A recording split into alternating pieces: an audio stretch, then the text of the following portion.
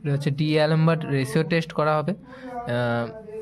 এখানে আমাকে প্রথম যেটা করতে হবে সেটা হচ্ছে ইউএন বার করতে হবে।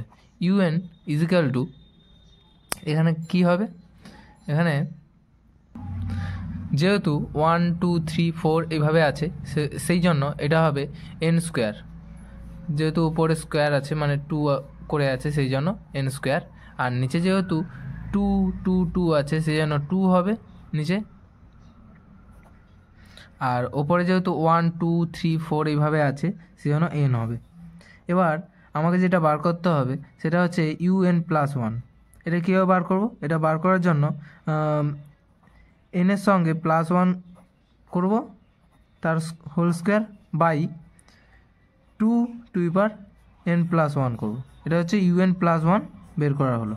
এবার আমায় যেটা করতে হবে সেটা হচ্ছে ইউএন প্লাস 1 বাই ইউএন করতে হবে ইজিক্যাল টু, এবার এন প্লাস 1-এর whole square by 2n plus 1 into,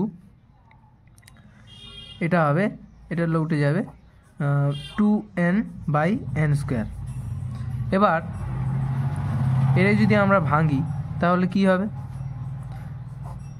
n plus 1-এর whole square by 2n into 2 into 2n by n square.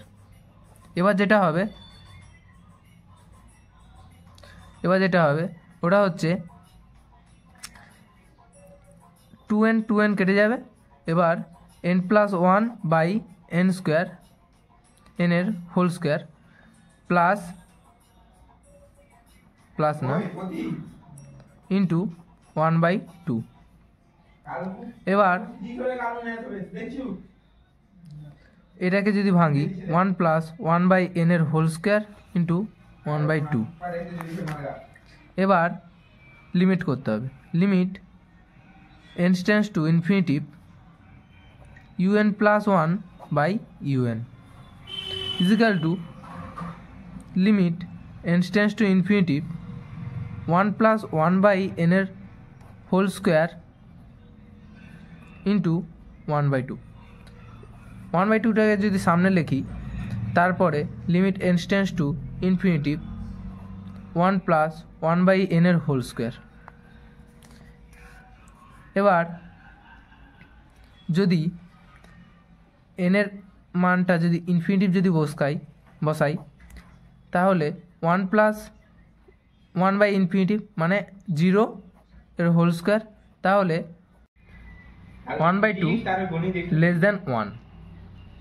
এটা হচ্ছে লেস দ্যান 1 মানে কনভার্জেন্ট।